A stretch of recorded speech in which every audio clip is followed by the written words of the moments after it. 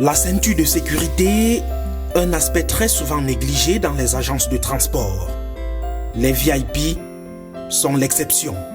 C'est obligatoire et ça s'annonce tous les jours par nos hôtesses au moment que le bus va déjà démarrer.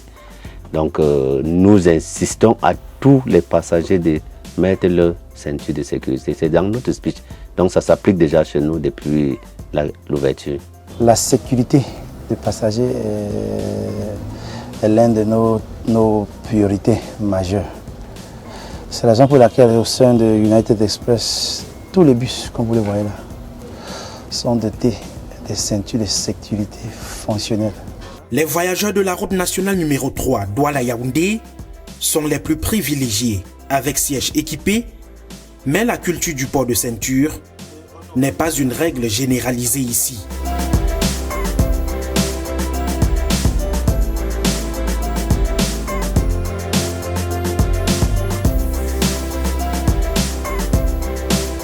Si le port de ceinture de sécurité est effectif dans les bus de transport VIP ou quelques rares cas de classiques comme ce bus dans lequel je me trouve, cela relève pratiquement d'un luxe et dont moins de 5% en matière de transport interurbain. Traduction facile, près de 95% de nos bus de transport ne disposent pas de ceinture de sécurité.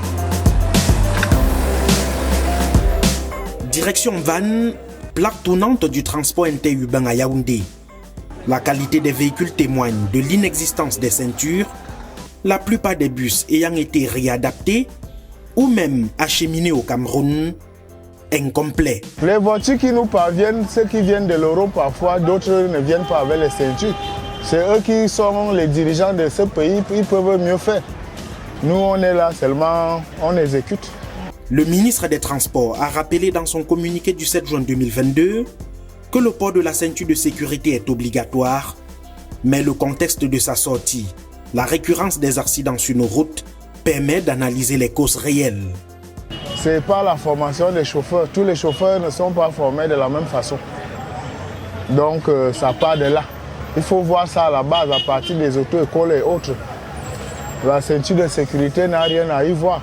Pour cas où vous trouvez peut-être un bus qui peut aller dans le ravin, disons tonneau, bon, les passagers avec les ceintures de sécurité, vous voyez, le risque est un peu diminué. Ce n'est pas le fait qu'un client n'ait pas porté sa ceinture de sécurité que ça peut causer un accident, non. Ce n'est pas vraiment pas ça, ce n'est pas ça. Mais c'est pour notre sécurité quand nous sommes dans le bus. La mise en règle de plus de 90% de véhicules de transport s'impose sur l'ensemble du réseau routier national et une fois chaque siège sécurisé, le port de ceinture doit être effectif.